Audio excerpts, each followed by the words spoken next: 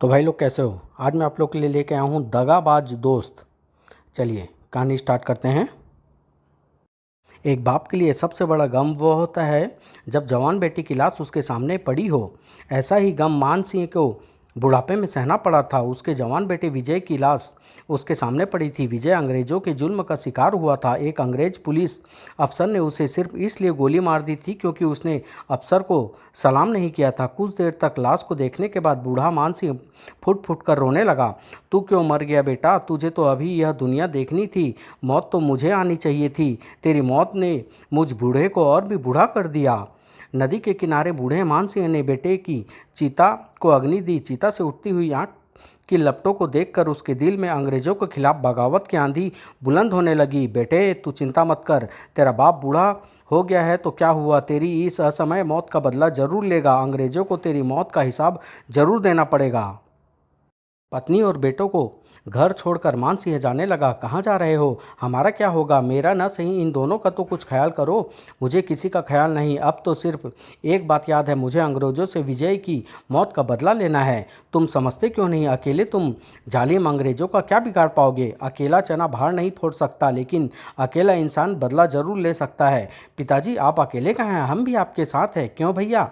हाँ भैया, पिताजी के साथ हम मिलकर हम भी विजय भैया की मौत का बदला लेंगे। तुम दोनों बहुत छोटे हो अभी, इसलिए मैं तुम दोनों के खतरे में नहीं डाल सकता। बदला तो मुझे अकेले ही लेना पड़ेगा।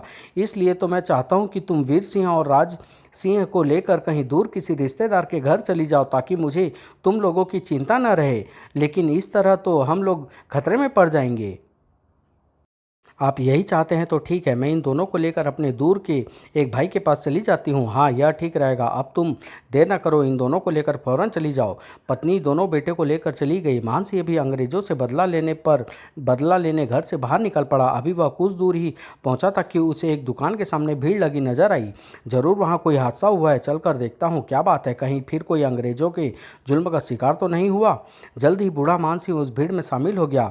आह बहुत दर्द है, बहुत मारा है। मैंने कोई जुर्म भी तो नहीं किया था, सिर्फ अपनी चीज का पैसा ही तो मांगा था। किसने मारा इसको?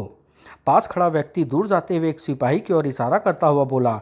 वह जा रहा है, रोज इसकी दुकान पर आकर मिठाइयाँ खाता था। आज इसने पैसे मांग लिए तो उसने मार मार कर इसकी यह हालत कर दी। ओह वह कभी मिठाई नहीं खा सकेगा। अब वह कभी मिठाई नहीं खा सकेगा। शीघ्र ही वह सिपाही के पीछे पहुंच गया। वह सिपाही एक सुनसान सड़क पर मुड़ा। वैसे ही बूढ़े मानसिंह ने उस पर हमला कर दिया। ढिसूम! कहाँ जा रहा है कुत्ते? अपनी मौत से तो मिलता जा। सिपाही उछलकर दूर जा गिरा। मानसिंह ने इस बीच उसकी राइफल झपट ली, उसे उल्टा पकड़ा और ताबड़तोड़ सिपाही पर टूट पड़ा। कमीने कुत्ते! सिपाही का सिर तरबूज की तरह फट गया। कुछ पल छटपटाने के बाद उसने दम तोड़ दिया। देख बेटा देख, तेरे बूढ़े बाप ने तेरी मौत का बदला लेना शुरू कर दिया। मानसिंह सिपाही की लाश को खींचकर झाड़ियों में ले गया और थोड़ी मेहनत के बाद उसने सिपाही की लाश को एक पेड़ पर लटका दिया। उसने एक कागज पर कुछ लिख कर लाश की जेब में रख दिया। इस तरह मेरा पैगाम अंग्रेज सरकार तक पहुंच जाएगा। इसके बाद वे राइफल लेकर जंगल की ओर चल दिया। काफ़ी मेहनत के बाद वह जंगल में एक गुफा तलाश करने में सफल हो गया। यह जगह मेरे लिए बिल्कुल सुरक्षित है, पुलिस भी यहाँ तक नहीं पहुँच पाएगी। कल ज़रूरत का सारा सामान लाकर यहीं रख लूँगा। मानसिंह गुफा में प्रवेश कर गया। थका हुआ था। कुछ ही देर बाद उसे नींद आ गई। सिपाहियों की छुट्टी रात 8 बजे खत्म होती थी। सभी सिपाही अपनी अपनी राइफलें थाने में जमा करके अपने अपने घर जा रहे थे। अंतिम सिपाही भी अपनी राइफल जमा करके जाने लगा तो इंचार्ज ने उसे रोका। जॉन को कुछ पता है? वह अभी तक नहीं आया। दिन में उसने एक मिठाई वाले को मारा था, उसके बाद से वह मुझे नज़र नहीं आया। सिपाही पलट कर चल दिया। दरवाजे के पास पहुँच कर बोला, मैं जाकर जॉन को तलाश करता हूँ। अगर मुझे मिल गया तो मैं फ़ौरन उसे भेज दूंगा। राजू फल वाला रोज़ सुबह सुबह फूल तोड़ने जाया करता था। आज भी वह फूल तोड़ रहा था। अचानक उसकी नज़र दाईं और पेड़ पर लटक रही एक लाश पर पड़ी। ल ल ल लाश! सिपाही की लाश! भागो! अगले ही पल वह फूलों का थैला छोड़कर सरपट थाने की ओर भाग लिया। थाने में घुसते ही एक सिपाही ने उसे रोका। ए छोकरे, किधर भागा जा रहा है? रुक! हुजूर, लाश! लाश? किसकी लाश? किधर है? वो उधर सिपाही की लाश है। सिपाही राजू की बात सुनकर आश्चर्य से उछल पड़ा। वह राजू को लेकर सीधा इंस्पेक्टर ग्रेग के पास पहुंचा। सर, इस लड़के ने एक लाश देखी है। यह कहता है कि सिपाही की लाश है। क्यों लड़के? हाँ साहब, मैं बिल्कुल सही कह रहा हूँ। लाश के शरीर पर आप ही लोगों जैसी वर्दी है। फ़ौरन जीप तैयार करवाओ, हम अभी वहाँ चलते हैं। थोड़ी देर बाद पुलिस की जीप राजू के बताए रास्ते पर दौड़ रही थी। 10 मिनट बाद जीप उस स्थान पर पहुँच गई। वह देखिए, झाड़ियों के उस और पेड़ पर लाश लटक रही है। राजू उन लोगों को लाश के पास ले गया। यह तो जॉन की लाश है सर। लाश को फ़ौरन नीचे उतारो। लाश को पेड़ से उतार कर आहिस्ता से ज़मीन पर रख दिया गया। सर, इसकी जेब में एक कागज़ झांक रहा है, निकाल कर दिखाओ क्या है। सिपाही ने लाश की जेब से कागज निकालकर इंस्पेक्टर की ओर बढ़ा दिया। इंस्पेक्टर पर्चा लेकर पढ़ने लगा। तुम लोगों ने मेरे विजय को मुझसे छीन लिया, मैं तुम लोगों से तुम्हारी जिंदगियां छीन लूंगा। अंग्रेजों की मौत, मान सिंह। इसका मतलब है मान सिंह नाम का आदमी बागी हो गया। उसे फौरन गिरफ्तार करो, वरना हमारे लिए बहुत खतरनाक साबित होगा। मेरे ख्याल से सर, इस इलाके में मान सिंह नाम का कोई व्यक्ति नहीं रहता। इस शहर में वो कहीं तो रहता होगा, उसे तलाश करो। एक अंग्रेज सिपाही को मारकर वह आज़ाद नहीं रह सकता। Okay sir. लाश थाने पहुंचाकर हम मान सिंह की तलाश शुरू कर देंगे। थोड़ी देर बाद लाश जीप के पिछले भाग में रख दी गई। जीप लाश को लेकर थाने की ओर दौड़ पड़ी। जीप के जाने के बाद राजू भी फूलों की टोकरी लेकर वहां से चल दिया। इन अंग्रेज सिपाहियों को ईंट का जवाब पत्थर से देने वाला कोई तो पैदा हुआ। उधर मानसिंह ने दूसरे दिन शाम होते होते अपनी ज़रूरत का सामान गुफा में लाकर जमा कर दिया। अंधेरा होने तक वह गुफा में आराम करता रहा, फिर गुफा से बाहर आकर शहर की ओर चल दिया।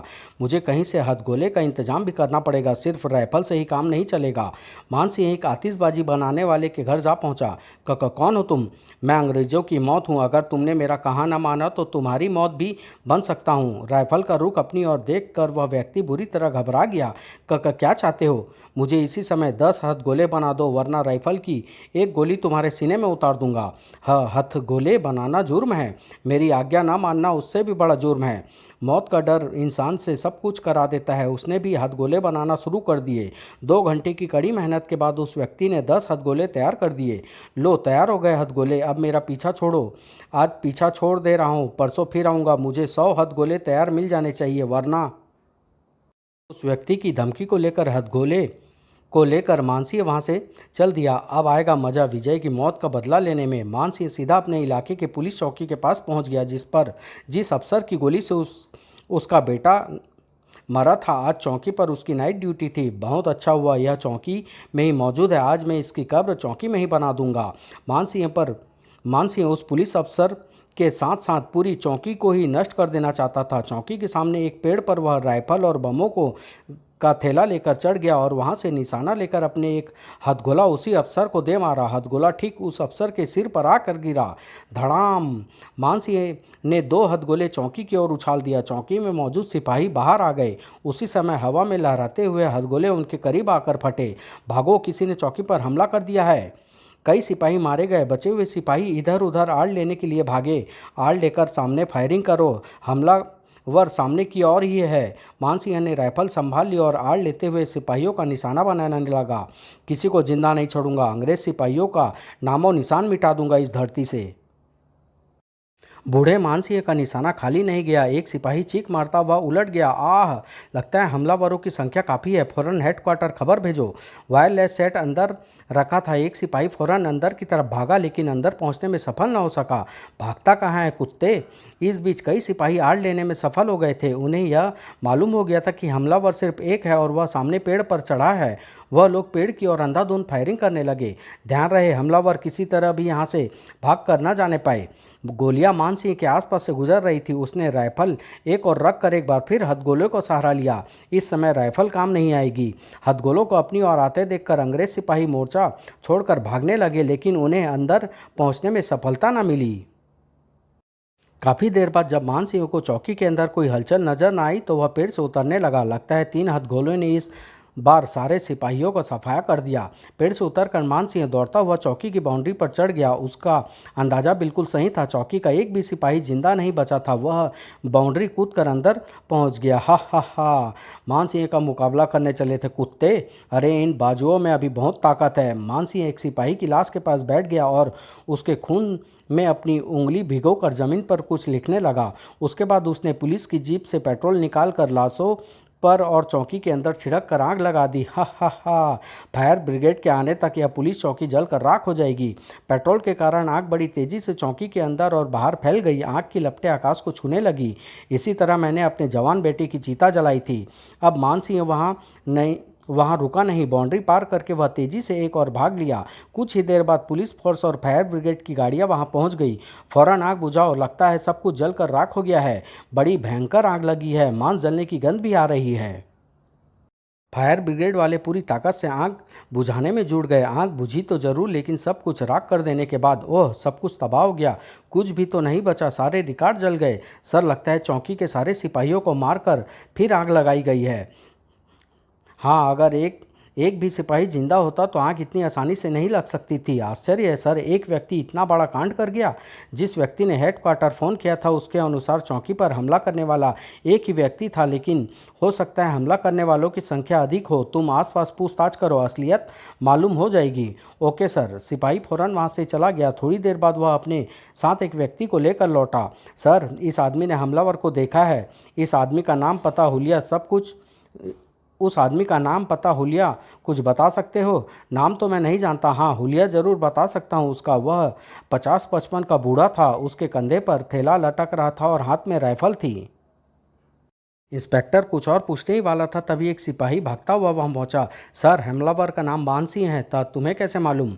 सिपाही उन लोगों को उस जगह लेकर पहुंचा जहां खून से जमीन पर कुछ लिखा हुआ था। ओह, तो यह वही मानसिंह है जिसने कल एक सिपाही को मारकर पेड़ पर लटका दिया था। सर, लगता है मानसिंह बागी हो गया है और पूरी अंग्रेज जाति का दुश्मन बन गया है। मानसिंह जैसे खतरनाक बागी का ज़्यादा दिनों तक आज़ाद रहना ठीक नहीं। तुम उस व्यक्ति को साथ लेकर फौरन हेडक्वार्टर चले जाओ। आर्टिस्ट से कहना इसके बताए हुए हुलिये का स्केच फोटो बना दे। कल सुबह अखबारों में मानसिंह का फोटो छप जाना चाहिए। साथ ही उसके बड़े बड़े पोस्टर शहर के हर गली कूचे में चिपक जाना चाहिए। सिपाही उस व्यक्ति को लेकर पुलिस विभाग के आर्टिस्ट माइकल के पास पहुंच गया। मिस्टर माइकल, यह आदमी आपको जिस व्यक्ति का हुलिया बताए, आप उसका स्केच फोटो बना दें।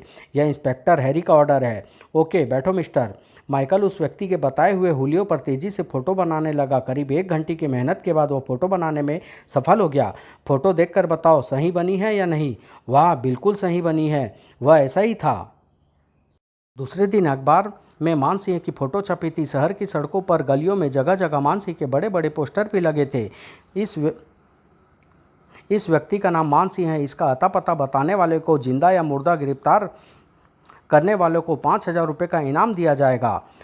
सुबह देर से उठने के बाद मानसिंह जंगल से निकलकर सड़क पर आ गया। कुछ दूर चलने के बाद उसकी नज़र एक पोस्टर पर पड़ी। हा हा हा, मेरा एक ही कारनामे से अंग्रेज सरकार घबरा गई। 5,000 का इनाम रख दिया मुझ पर। मेरी कीमत 5,000 नहीं कुत्ते, 50,000 है। अब 50,000 का इनाम रखने के लिए तैयार हो जाओ। पोस्टर फाड़कर मानसिंह सीधे एक व्यक्ति के पास पहुंचा। सुन, तेरी गरीबी के दिन अब दूर होने वाले हैं। वह कैसे? पुलिस ने मुझ पर 5,000 का इनाम रखा है। पुलिस को मेरा पता बताकर तुम इनाम हासिल कर लो। लेकिन तुम गिरफ्तार क्यों होना चाहते हो? गिरफ्तार होना नहीं चाहता, बल्कि मैं इनाम की रकम बढ़वाना चाहता हूँ। जब गिरफ्तार हो जाओगे तो इनाम कैसे बढ़ेगा? मानसिंह उसे समझाने लगा कि इनाम की रकम किस तरह बढ़ेगी। तुम सावधानी से दोनों बम गाड़ी की सीट के नीचे रख देना। पुलिस को खंडहर तक पहुंचाकर अपना इनाम लेना और वहां से फौरन चले जाना। ठीक है, इतना तो मैं कर लूँगा। और वह व्यक्ति पुलिस हेडक्वार्टर पहुंचकर सीधा पुलिस कमिश्नर से मिला। साहब, मैं जानता हूँ मानसिंह कहाँ छुपा है। अगर इनाम की रकम मुझे मिल जाए तो मैं पुलिस को उस जगह तक पहुँचा सकता हूँ। इनाम तो तुम्हें मिल जाएगा, लेकिन पहले मानसिंह तो हाथ आए। और कुछ देर बाद कमिश्नर खुद उस व्यक्ति के साथ एक बड़ी पुलिस फोर्स लेकर मानसिंह को गिरफ्तार करने चल दिया। उधर मानसिंह पुलिस फोर्स की स्वागत की पूरी तैयारी कर रहा था। वह खंडहर के पास मिट्टी के नीचे बारूद बिछा रहा था। जैसे ही अंग्रेज सिपाहियों के कदम बारूद के ढेरों पर पड़ेंगे, उनके टुकड़े टुकड़े हवा में उड़ने लगेंगे। वह व्यक्ति पुलिस फोर्स को लेकर उसी खंडहर के पास पहुंच गया। वह सामने जो खंडहर आपको नजर आ रहे हैं, मैंने मानसिंह को उन्हीं में देखा था। खंडहर को चारों तरफ से घेर लो। पुलिस के जवानों ने खंडहर को चारों ओर से घेर लिया। कमिश्नर माइक पर मानसिंह को चेतावनी देने लगा। मानसिंह, तुम चारों ओर से घेर लिए गए हो। अगर जिंदा चाहते हो तो हथियार फेंक कर अपने आप को पुलिस के हवाले कर दो, वरना तुम्हारा शरीर गोलियों से छलनी कर दिया जाएगा। कमिश्नर ने चेतावनी कई बार दोहराई, लेकिन मानसिंह की ओर से कोई जवाब न मिला। वह व्यक्ति अभी भी कमिश्नर के साथ था। ऐसा तो नहीं मानसिंह को हमारे आने की खबर लग गई हो और वह यहाँ से भाग गया हो? मुझे भी ऐसा ही लगता है सर। कहीं तो हमें बेवकूफ़ नहीं बनाया। बेवकूफ़ बनाता तो मैं खुद नज़र आ रहा हूँ। इनाम के लालच में खतरा मोल लिया था, लेकिन इनाम मिलता नज़र नहीं आ रहा है। खंडहर में छुपा मानसिंह इस इंतजार में था कि कमिश्नर उस व्यक्ति को इनाम दे दे तो वह अपना खेल शुरू करे, लेकिन जब उसने देखा उस व्यक्ति को इनाम नहीं मिल रहा है तो उसने फिर अपना खूनी खेल शुरू कर दिया। इंस्पेक्टर को गोली लगकर गिरते देख कमिश्नर फौरन एक पेड़ के आड़ में हो गया। इसका मतलब है मानसिंह खंडहर में मौजूद है। अब तो आप मुझे इनाम की रकम दे दीजिए। कमिश्नर ने जेब से 5,000 रुपया निकाल कर उसके हाथ पर रख दिया। रुपया लेकर वह व्यक्ति वहाँ से भाग लिया। तुम फौरन यहाँ से दूर चले जाओ। शुक्रिया साहब। कमिश्नर ने एक बार फिर माइक पर चेतावनी दोहराई। मानसिंह, मुकाबला करना बेकार है। तुम अकेले हो और मेरे साथ पुलिस फोर्सों का जवान है। हथियार फेंक कर बाहर आ जाओ। तभी एक गोली सनसनाती हुई माइक पर लगी। माइक कमिश्नर के हाथ से निकलकर दूर जा गिरा। कमिश्नर का आदेश मिलते ही पुलिस के जवानों ने चारों ओर से फायरिंग शुरू कर दी। काफ़ी देर तक मुकाबला करने के बाद मानसिंह के पास गोलियां खत्म हो गई। वह दोनों हाथ ऊपर उठाकर खड़ा हो गया। कमिश्नर, मेरे पास गोलियां खत्म हो चुकी है। मैं हथियार फेंक रहा हूं। आकर मुझे गिरफ्तार कर लो। उसके बाद मानसिंह ने अपनी राइफल नीचे फेंक दी। मानसिंह को राइफल फेंकते देख कमिश्नर ने जवानों को आगे बढ़ने का आदेश दिया। जवान अपना मोर्चा छोड़कर खंडहर की ओर बढ़ने लगे। शिकारी अपने आप चलकर मेरे जाल में फंसने आ रहे हैं। उन्हें क्या पता कि कुछ कदम आगे बारूदी मौत उनका इंतजार कर रही है। 2-4 कदम और चलने के बाद पुलिस के जवान बारूद के ढेर तक पहुंच गए। धड़ाम धड़ाम धड़ाम। पुलिस कमिश्नर मानसिंह की चाल समझ गया। आगे मत बढ़ो जवानों। मानसिंह ने जमीन के अंदर बारूद छुपा रखा है। मानसिंह की तरकीब बहुत कामयाब रही। बहुत से जवान मारे गए और जो बचे वह पलटकर भाग खड़े हुए। मानसिंह ने फुर्ती से थैले के अंदर से हथगोले निकाले और भागते हुए जवानों पर फेंकने लगे। हा हा हा, भागो और भागो, देखता हूँ तुम लोग कहाँ तक भागते हो। हथगोले जवानों के आसपास गिर कर फटने लगे। धड़ाम धड़ाम। जवानों को कीड़े मकोड़ों की तरह मरता देख कमिश्नर बुरी तरह घबरा गया। 100 में से सिर्फ 5 जवान जिंदा बचे थे। वह 5 घायल अवस्था में कमिश्नर के पास पहुंच गए। सर, मानसिंह को आसानी से गिरफ्तार नहीं किया जा सकता। हमें बड़ी फोर्स लानी पड़ेगी। ठीक है, चलो अगली बार हम मानसिंह को बड़ी फोर्स के साथ घेरेंगे। उन लोगों को गाड़ियाँ की ओर वापस बढ़ते देख मानसिंह का दिमाग तेजी से काम करने लगा। बिना कमिश्नर के मरे मुझ पर इनाम नहीं बढ़ेगा। उस तक मैं बम नहीं फेंक सकता। उसे मारने के लिए मुझे गिरफ्तार होना ही पड़ेगा। वह खाली हाथ तेजी से उन लोगों की ओर बढ़ने लगा। रुकिए कमिश्नर साहब, मैंने अपने बेटे की मौत का बदला ले लिया है और अब मैं खुद आपके पास गिरफ्तार होने आ रहा हूँ। मानसिंह की आवाज़ सुनकर कमिश्नर और सिपाही रुक गए। सावधान रहना, इसमें भी कोई चाल हो सकती है। जरा भी खतरा देखो तो भून देना इसे। एक सिपाही ने आगे बढ़कर मानसिंह की तलाशी ली। सर, इसके पास तो कुछ भी नहीं है। खाली हाथ आया हूँ कमिश्नर। पूरी तसल्ली हो जाने के बाद कमिश्नर रिवॉल्वर लेकर आड़ से बाहर निकला। पहना दो इसे हथकड़ी और ले चलो हेडक्वार्टर। एक सिपाही ने आगे बढ़कर मानसिंह को हथकड़ी पहना दी। मानसिंह 5 राइफल से घिरा हुआ पुलिस की गाड़ी की ओर चल दिया। इन्हें क्या मालूम, यह मुझे नहीं अपनी मौत को हथकड़ी पहनाकर ले जा रहे हैं। ऐसे ही किसी खतरनाक मौके के लिए मानसिंह ने उस व्यक्ति से गाड़ी में बम रखवाए थे। गाड़ी के पास पहुंचकर वह पैर खुजाने के बहाने नीचे झुका। उस गाड़ी के अंदर सीट के नीचे रखे हुए बम नजर आ गए। चढ़ो गाड़ी पर, चढ़ता हूँ, जरा पैर तो खुजा लूँ। जिस जगह सीट के नीचे बम रखे हुए थे मानसिंह ठीक उसी जगह जाकर बैठ गया। सुनो, रास्ते में कोई गलत हरकत मत करना वरना। कमिश्नर गाड़ी का पिछला दरवाज़ा बाहर से बंद करके ड्राइवर के पास जाकर बैठ गया। गाड़ी चल पड़ी। कुछ देर आंख बंद करके सोने का बहाना करता हूँ, फिर अपना काम करूँगा। उसे सोता देख सिपाही भी असावधान हो गए। यही मौका है, मुझे बम उठा लेना चाहिए। उसने आहिस्ता से नीचे झुककर बम उठा लिए। तभी एक सिपाही की नज़र उस पर पड़ गई। अरे, यह बम कहाँ से आ गया तेरे पास? इससे पहले कि सिपाही झपट कर उसके हाथ से बम छीनता, उसने एक बम दरवाजे पर खींच मारा। धड़ाम। गाड़ी का दरवाज़ा टूटते ही मानसिंह ने बाहर छलांग लगा दी। ड्राइवर, गाड़ी रोको। मानसिंह गाड़ी से कूद गया। इधर मानसिंह का शरीर झटके सड़क से टकराया। उसका शरीर झंझना उठा। उधर गाड़ी कुछ मीटर आगे जाकर रुक गई। पकड़ो, मानसिंह बच कर ना जाने पाए। इससे पहले कि कमिश्नर या सिपाही गाड़ी से उतर पाते, मानसिंह फुर्ती से खड़ा हो गया। उसने दूसरा बम भी गाड़ी की ओर उछाल दिया। हा हा हा, किसी को जिंदा नहीं छोड़ूंगा। बम ठीक गाड़ी के ऊपर जाकर गिरा। धड़ाम। मानसिंह फौरन वहां से भाग लिया। अब मुझे फौरन इस हथकड़ी से छुटकारा पाना है। मानसिंह भागता हुआ उसी खंडहर में पहुंच गया। वहां पहुंचकर उसने एक सिपाही की राइफल उठा ली। अब मुझे इस हथकड़ी से छुटकारा मिल जाएगा। राइफल की नाल हथकड़ी से लगाकर उसने अपने पैर के अंगूठे से उसका घोड़ा दबा दिया। धाएं। हथकड़ी से छुटकारा पाने के बाद मानसिंह सिपाही की राइफल और बम का थैला लेकर जंगल की ओर चल दिया। मानसिंह के इस खूनी कारनामे से अंग्रेज सरकार हिल उठी।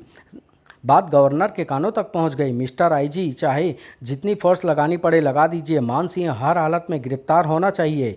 आईजी अपने ऑफिस में, सर पुलिस फोर्स तो मानसिंह को पकड़ने की पूरी कोशिश कर रही है। अगर हमें जासूसों की सहायता मिल जाए तो उस तक पहुंचने में आसानी होगी। गवर्नर ने आईजी की बात पर गौर किया। ठीक है, 2 जासूस मानसिंह को गिरफ्तार करवाने में पुलिस फोर्स की सहायता करेंगे।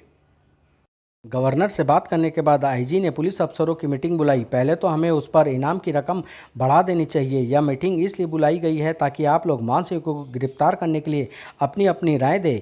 मानसिंह की फ़ोटो अखबारों में छप चुकी है। वह आबादी में तो छुप नहीं सकता। हमें उसकी तलाश शहर के बाहरी सुनसान इलाकों में करनी चाहिए। ठीक है, इनाम की रकम 50,000 कर दी जाएगी। मीटिंग काफ़ी देर तक चलती रही। उसके बाद पुलिस हेडक्वार्टर से मानसिंह की तलाश में कुछ जीपें निकल पड़ी। इंस्पेक्टर टॉम की जीप जंगल के पास वाली सड़क से गुजर रही थी। तभी एक सिपाही बोला, सर हो सकता है मानसिंह इस जंगल में छुपा हो। इस जंगल में अच्छी छुपने की जगह और कौन सी हो सकती है? तुम ठीक कह रहे हो ड्राइवर, जीप रोको। ड्राइवर ने जीप सड़क के किनारे रोक दी। सावधान रहना, हो सकता है मानसिंह जंगल में घुसते ही हम पर हमला कर दे। हम सावधान हैं सर। इंस्पेक्टर 5 सिपाहियों के साथ जंगल में प्रवेश कर गया। जरा सी आहट होते ही फायरिंग शुरू कर देना। मानसिंह गुफा के अंदर गहरी नींद सो रहा था। अचानक ही आंख खुल गई। वह उठकर बैठ गया। मैं तो गहरी नींद सो रहा था, फिर मेरी आंख क्यों खुल गई? जरूर कोई आहट हुई है। ध्यान लगाकर सुनने पर उसे गुफा की ओर आते हुए कदमों की आहट सुनाई दे गई। लगता है कुछ लोग गुफा की ओर आ रहे हैं। गुफा के द्वार के पास पहुंचकर उसने बाहर झांका। ओह, तो पुलिस मुझे तलाश करती हुई यहाँ तक पहुंच ही गई। उसने बड़ी फुर्ती के साथ थैले में से बम निकाला और उन लोगों की ओर उछाल दिया। एक साथ सबकी छुट्टी कर देता हूँ। बम इंस्पेक्टर के पास जाकर फटा। आह, धड़ाम। बम विस्फोट ने इंस्पेक्टर और 4 सिपाहियों के चिथड़े उड़ा दिए। बचा वह एक सिपाही पलट कर भागा। उस सिपाही को भागते देख मानसिंह गुफा से बाहर आ गया। भाग कहाँ रहा है बुज़दिल? भाग कर तू अपनी मौत से नहीं बच सकता। धाएं। आह। जंगल के बाहर जीप के पास खड़े ड्राइवर ने धमाके की आवाज़ सुनकर फौरन वायरलेस पर हेडक्वार्टर खबर भेज दी। 2 जासूसों के साथ जल्दी ही एक बड़ी फोर्स वहां पहुंच गई। जंगल को चारों ओर से घेर लो। मानसिंह जिंदा निकल कर नहीं जाना चाहिए। दोनों जासूस काफ़ी सिपाहियों के साथ जंगल में प्रवेश कर गए। कुछ देर बाद वह गुफा के अंदर पहुंच गए। यहाँ पड़ा सामान इस बात का सबूत है कि मानसिंह यहाँ छुपा हुआ था। हाँ, लेकिन लगता है वह हमारे पहुंचने से पहले ही यहाँ से भाग गया। फोर्स वापस हेडक्वार्टर पहुंच गई। दोनों जासूस को आईजी ने अपने ऑफिस में बुला लिया। आपने हमें बुलाया सर? हाँ, तुम दोनों के पास मानसिंह का स्केच फोटो है। तुम दोनों उसकी तलाश आरंभ कर दो। Okay sir. उसी समय एक सिपाही ने ऑफिस में प्रवेश किया। सर, बाहर एक व्यक्ति खड़ा है। वह अपने आप को बागी मानसिंह का दोस्त बताता है और आपसे मिलना चाहता है। उसे फौरन अंदर भेजो। सिपाही वापस चला गया। थोड़ी देर बाद मानसिंह के दोस्त सुभान सिंह ने ऑफिस में प्रवेश किया। तुम बागी मानसिंह के दोस्त हो? जी हाँ सरकार। अगर उस पर घोषित 50,000 का इनाम आप मुझे देने का वादा करें तो मैं उसे पकड़ने की अच्छी और कारगर तरकीब बता सकता हूँ। तरकीब बताओ। मैं वादा करता हूँ अगर बागी मानसिंह पकड़ा गया तो इनाम तुम्हें ज़रूर मिलेगा। सर, क्या ज़रूरत है इससे तरकीब पूछने की? हम उसकी तलाश में जा तो रहे हैं। 24 घंटे के अंदर हम उसे ढूंढ निकालेंगे। उसे ढूंढ भी लिया तो आप लोग उसे गिरफ्तार नहीं कर पाएंगे। वह कितना खतरनाक है यह तो आप लोग देख ही चुके हैं। यह आदमी सही कह रहा है, इसे तरकीब बताने दो। और फिर एक दोस्त ने गद्दारी कर दी। मानसिंह को अपने बेटों से बहुत प्यार है। बड़े बेटे की मौत ने उसे बागी बना दिया। उसके 2 बेटे और हैं। अगर उन दोनों को और उसकी पत्नी को आप लोग ढूंढकर अपने कब्जे में कर लें तो वह सिर के बल चलकर आपके पास आ जाएगा। तुम ठीक कह रहे हो। जब वह एक बेटे के लिए बागी बन सकता है तो 2 के लिए अपने आप को गिरफ्तार भी करवा सकता है। उसके घर का पता बताओ। घर पर कोई नहीं है। उसने पत्नी व बेटे को पहले ही कहीं भेज दिया है। मैं कुछ पते बता रहा हूँ, वह उन पतों पर जरूर मिल जाएंगे। मान सिंह की पत्नी अपने बेटों के साथ जिन जिन स्थानों पर जा सकती थी, सुभान सिंह ने उन स्थानों को पता बता दिया। तुम दोनों पुलिस फोर्स के साथ फौरन इन स्थानों पर छापे मारो। Okay sir. जासूसों ने पुलिस फोर्स के साथ उन पतों पर छापे मारना शुरू कर दिया। आखिर एक जगह उन्हें सफलता मिल ही गई। चलो गाड़ी में बैठो, अब तुम लोगों के लिए मान सिंह को गिरफ्तार होना ही पड़ेगा। मान सिंह की पत्नी और बेटों को लेकर जासूस पुलिस हेडक्वार्टर लौट आया। शाबाश, अब रेडियो पर ऐलान करवा दो, बागी मान सिंह जहाँ कहीं भी हो 24 घंटे के अंदर आत्मसमर्पण कर दे, वरना उसकी पत्नी व बेटों को गोली मार दी जाएगी। रात के 8 बजे थे, रेडियो पर गाने आ रहे थे। अचानक गाना रुक गया। एक जरूरी सूचना सुनिए, बागी मान सिंह जहाँ कहीं भी हो पुलिस हेडक्वार्टर पहुंचकर आत्मसमर्पण कर दे। पुलिस ने उसकी पत्नी और बेटे को गिरफ्तार कर लिया है। अगर उसने 24 घंटे के अंदर अपने आप को पुलिस के हवाले न किया तो उन लोगों को गोली मार दी जाएगी। सूचना समाप्त हुई। दूसरे दिन अखबारों में भी यह खबर छप गई। मान सिंह ने एक सांस में पूरी खबर पढ़ ली। यह बहुत बुरा हुआ, अब मुझे पुलिस के सामने आत्मसमर्पण करना ही पड़ेगा। अपनी जान बचाने के लिए मैं अपने दोनों बेटों को मौत के मुंह में नहीं झोंक सकता। आत्मसमर्पण का निश्चय करके मान सिंह पुलिस हेडक्वार्टर की ओर चल दिया। विजय की मौत ने मुझे बागी बना दिया था। आज वीर और राज की जान बचाने के लिए मैं मौत को गले लगा लूंगा। वह जल्द ही पुलिस हेडक्वार्टर आ पहुंचा। गेट पर खड़े सिपाही उसे देखते ही घबरा कर अंदर भागे। अरे भागते कहाँ हो बुज़दिलो, मैं आज तुम लोगों को मारने नहीं, अपने आप को तुम्हारे हवाले करने आया हूँ। सिपाही भागकर आईजी के पास पहुँचे। सर सर, बागी मान सिंह आ गया। ओह। आईजी सिपाहियों के साथ ऑफिस के बाहर आ गए। तुम लोग चलो, मैं मान सिंह की पत्नी और बेटों को लेकर आ रहा हूँ। Okay sir.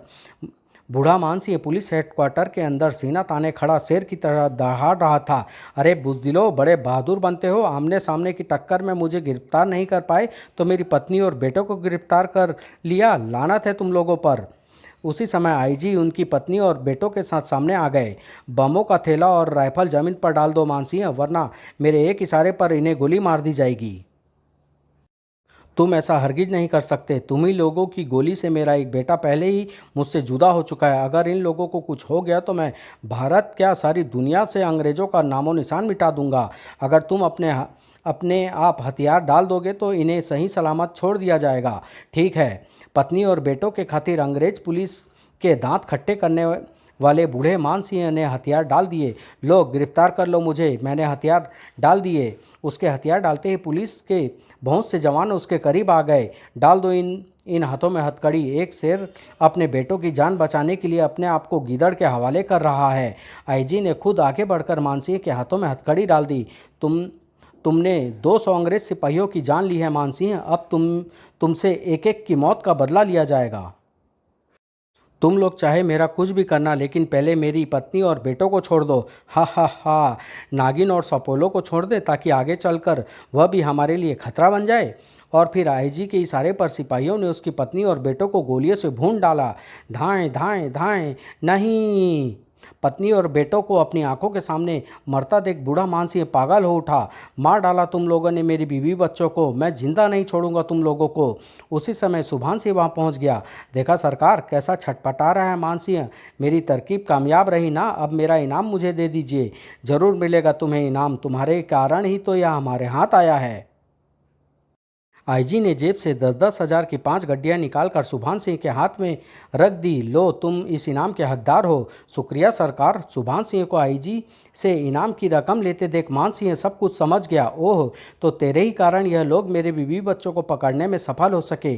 तेरे जैसे गद्दारों के ही कारण अंग्रेज इतने सालों से भारत पर राज कर रहे हैं। अगले ही पल मान सिंह ने बाज की तरह झपट्टा मारकर पास खड़े एक सिपाही की राइफल छीन ली और आईजी व सुभान सिंह पर गोलियां बरसाने लगा। धाएं धाएं धाएं धाएं। आह। आईजी को गोली लगते देख सिपाहियों ने उस पर गोलियों की बौछार कर दी। गोलियां उसके शरीर में घुसने लगी, राइफल उसके हाथ से छूट गई। धाएं धाएं धाएं धाएं। और इस तरह दोस्त की गद्दारी के कारण एक बहादुर मान सिंह का अंत हो गया। समाप्त।